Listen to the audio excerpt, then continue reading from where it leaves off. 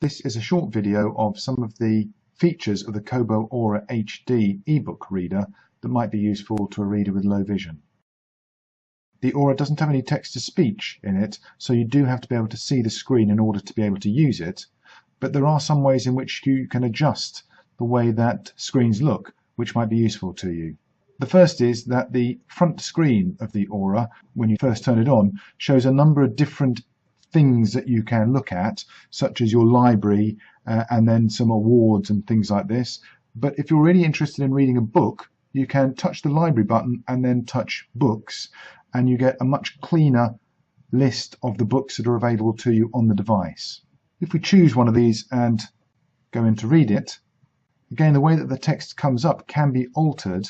We can't change the orientation of the device, but by tapping the middle of the screen, a menu appears, and at the bottom I can tap the AA button, and this brings up a menu of features which are available to me in terms of the way that the font looks. One of the things I can do is change the font face, that's the actual shape of the text. The document default will depend on how the publisher set it. There are a number of serif and sans serif fonts. Notably, the font at the bottom of the list, Open Dyslexic, has been designed specifically for dyslexic readers. I have a particular preference for Gil or Jill Sans, I'm not sure which one it's pronounced, so I'm going to set it to that. I can also do things like change the font size.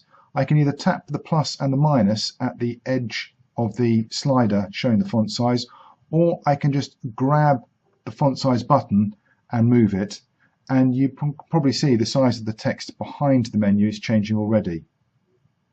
I can also make changes to the line spacing and the margins in the same way, and uniquely I think for an ebook reader, I can actually choose whether I have justification set to full justification, left justification, or off, which just means leaving it as it is in the way that the publisher has decided. Another feature of the Aura, which is only available on the Aura, is that once you've chosen your font face and size, I can also choose to change the weight of the font.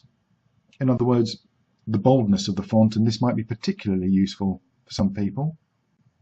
And I can also change the sharpness of the font, and again, it may just be useful for you to play around with these settings in order to see whether you prefer them. There are two versions, the before and after version underneath this, and then two buttons underneath allow me to choose whether to revert to the settings before I came into this advanced font settings area or to apply them, and I'm going to choose to apply them. Another setting that might be useful to know about on the Aura is the glow light. The glow light can be switched on with the button at the top of the device. Once it's on, I can change its settings in terms of the level of the brightness from a very low level to quite a high level. This has the effect of changing the contrast between the foreground and the background, as well as applying a light, which means I could now use the device when I didn't have a lamp or the sun or something available to me.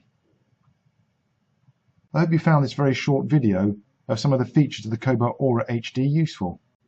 This video showed the Kobo Aura HD with software version 2.6.1. RNIB, supporting blind and partially sighted people.